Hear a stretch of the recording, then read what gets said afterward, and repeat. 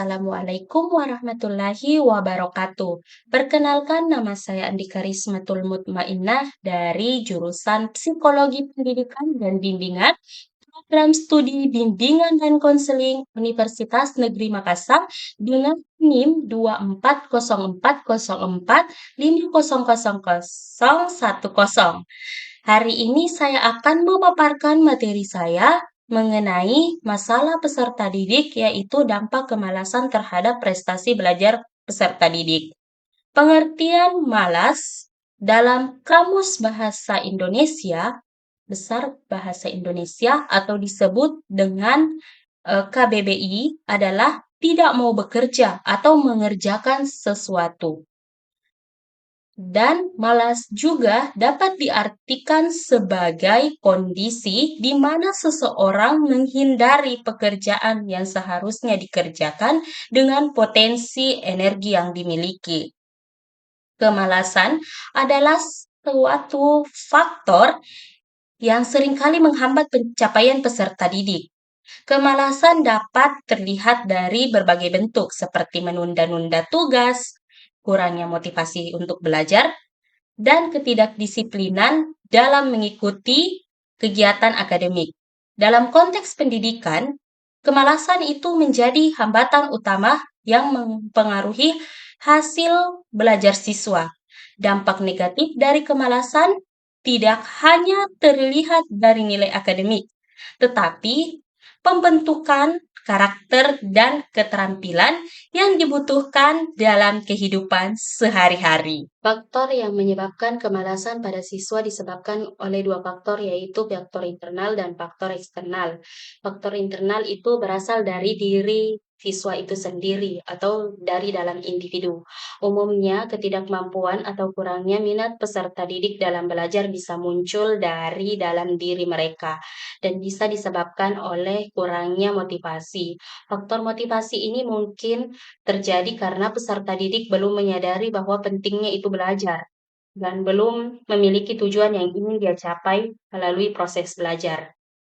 Salah satu faktor eksternalnya yaitu dari orang tua, guru, teman sebaya, dan lingkungan belajar.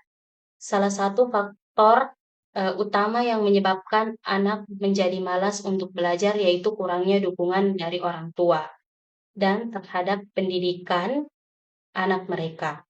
Selanjutnya yaitu salah satu pengaruh guru terhadap perilaku yang diterapkan. Guru itu mampu menciptakan pembelajaran yang menarik, interaktif, dan relevan. Dan kehidupan siswa itu cenderung merangsang minat dan motivasi belajar. Namun, jika metode pengajarannya terlalu monoton atau tidak sesuai dengan gaya belajar siswa, ini dapat memicu kebosanan dan perilaku malas pada belajar pada peserta didik. Nah, salah satu teman sebaya itu dapat mempengaruhi perilaku malas belajar adalah melalui budaya sekolah dan kelompok belajar yang mendukung prestasi akademik. Jika dalam lingkungan tersebut sikapnya santai terhadap belajar dan lebih dihargai daripada dedikasi usaha, siswa cenderung terpengaruh dan mungkin menunjukkan sikap yang kurang serius terhadap tugas dan pembelajaran. Dan selain itu, tekanan siswa dari teman sebaya itu dapat menjadi faktor pengaruh jika norma-norma atau kelompok cenderung menilai belajar itu sebagai hal yang kurang keren atau kurang penting. Siswa itu mungkin merasa terpaksa mengikuti norma tersebut dan merasa diterima di kalangan teman-teman sebayanya. Dijelaskan bahwa selanjutnya itu lingkungan belajar. Lingkungan belajar itu dijelaskan bahwa rumah yang memberikan kenyamanan dan ketenangan memiliki peran penting dalam mendorong anak-anak untuk belajar. Jika lingkungan rumah itu selalu ramai dengan kebisingan, keadaan yang berantakan, atau udara yang tidak segar, ini dapat mengganggu konsentrasi dan motivasi anak. Anak untuk eh, dalam proses belajar. Faktor yang dari lingkungan luar, eh, dari lingkungan fisik juga yang berpengaruh, seperti teknologi media sosial atau perangkat lainnya yang mengganggu konsentrasi dan mempengaruhi perilaku belajar siswa atau peserta didik di lingkungan digital ini.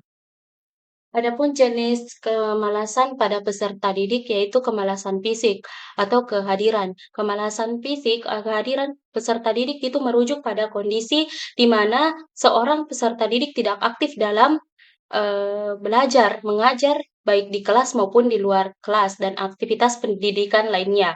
Selanjutnya adalah kemalasan mental. Kemalasan mental itu adalah keadaan di mana seseorang enggan menggunakan kemampuan berpikirnya secara maksimal, baik untuk menganalisis, memecahkan masalah, maupun membuat keputusan. Kondisi ini ditandai dengan ketidakmauan untuk berupaya secara kognitif atau sehingga seseorang cenderung menghindari menghindari tugas-tugas yang membutuhkan usaha mental dan memilih cara yang tepat untuk mudah cara yang cepat atau mudah, cepat, tepat atau mudah, meskipun hasilnya kurang maksimal. Dan selanjutnya adalah kemalasan terhadap tugas atau PR. Kemalasan ini dapat menyebabkan tugas sekolah atau PR sangat umum ditemui di kalangan peserta didik.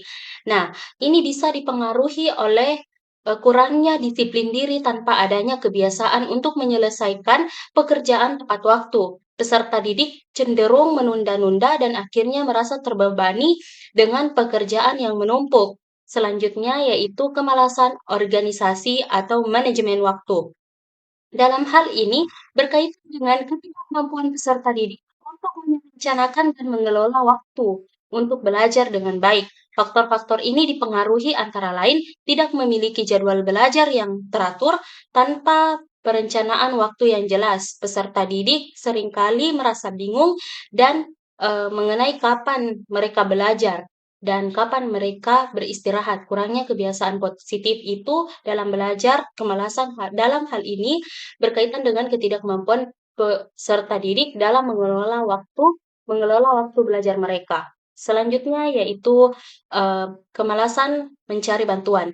Kemalasan peserta didik ini seringkali merasa malas atau enggan mencari bantuan, di mana saat mereka mengalami kesulitan belajar, hal ini bisa terjadi karena rasa malu untuk bertanya, karena takut dianggap bodoh dan atau tidak pintar, tidak tahu pada mereka dia bisa bertanya. Tapi kadang peserta didik merasa bahwa mereka tidak memiliki akses dan kesempatan untuk bertanya kepada guru atau teman yang lebih paham. Kemalasan mencari ini menyebabkan kemalasan untuk mencari sumber belajar lain. Selanjutnya adalah kemalasan sosial. Kemalasan sosial itu kemalasan yang eh, berhubungan dengan kurangnya keterlibatan dalam peserta didik, eee, interaksi sosial dan yang dapat mendukung perkembangan akademik. Ini bisa berupa kayak kurangnya keterlibatan dalam diskusi kelompok atau kerjasama dengan teman-teman di sekolah dan sekelas mereka, dan tidak mau bekerja dalam proyek kelompok dan atau kegiatan di kelas, memerlukan kolaborasi, menghindari komunikasi entah antara guru atau antara teman-temannya. Adapun upaya layanan bimbingan konseling yang dilaksanakan secara rutin dan terjadwal untuk meningkatkan prestasi akademik siswa adalah yang pertama, layanan informasi. Layanan informasi ini upaya untuk yang dilakukan konselor untuk mengurangi kemalasan yang dapat meningkatkan prestasi belajar peserta didik. Dan layanan informasi ini diberikan untuk siswa yang terkait dengan wawasan. pengetahuan, pemahaman, nilai, dan sikap mengenai banyak hal. Informasi ini tentang pribadi yang sukses, yang pada akhirnya meningkatkan motivasi yang berprestasi. Selanjutnya adalah layanan penguasaan konten. Layanan penguasaan konten diberikan untuk siswa terkait wawasan, pengetahuan, pemahaman, nilai, sikap, dan keterampilan mengenai banyak hal. Penguasaan tentang pribadi yang sukses dapat meningkatkan motivasi yang berprestasi. Selanjutnya adalah layanan bimbingan kelompok. Layanan bimbingan kelompok itu diberikan oleh siswa sebagai dorongan perkembangan pemikiran, perasaan, sikap, tindakan, dan tanggung jawab siswa di sekolah. Topik ini yang diberikan perkembangan motivasi berprestasi dan dapat siswa itu bisa menghilangkan rasa malas mereka untuk belajar. Dan selanjutnya itu adalah layanan bimbingan konseling individu. Layanan konseling individu ini diberikan untuk siswa yang memerlukan perhatian khusus yang meringankan permasalahannya dan meningkatkan kemampuan mengembangkan potensi yang dimiliki oleh siswa. Kesimpulan dari video saya adalah kemalasan dalam belajar merupakan salah satu hambatan utama yang mengurangi prestasi peserta didik. Dan dari berbagai kemalasan adalah merupakan salah satu hambatan utama yang mengurangi prestasi peserta didik. Dan dari berbagai penyebab yang ada, kemalasan itu dapat timbul karena faktor internal seperti kurangnya motivasi, masalah kesehatan. Faktor eksternal itu seperti pengaruh guru, orang tua, teman sebaya, dan lingkungan belajar. Kemalasan ini bisa muncul dalam berbagai bentuk, mulai dari kemalasan fisik, mental, sehingga ketidakmampuan mengelola waktu dengan baik. Namun, kemalasan itu tidak harus menjadi hambatan yang permanen, dan dengan upaya yang tepat, seperti menciptakan lingkungan yang belajar, yang mendukung, memberikan motivasi yang efektif, dan edukasi siswa tentang pentingnya disiplin dalam membantu mengatasi masalah ini. Konselor ini sebagai bagian dari proses pendidikan, memainkan peran penting dalam memberikan dukungan dan strategi mengurangi kemalasan siswa, seperti dengan memotivasi siswa, memberikan bimbingan pribadi, dan membantu mengelola waktu dengan baik. Presentasi saya pada hari ini, apabila ada salah, saya mohon maaf. Billahi taufiq wal hidayah. Wassalamualaikum warahmatullahi wabarakatuh.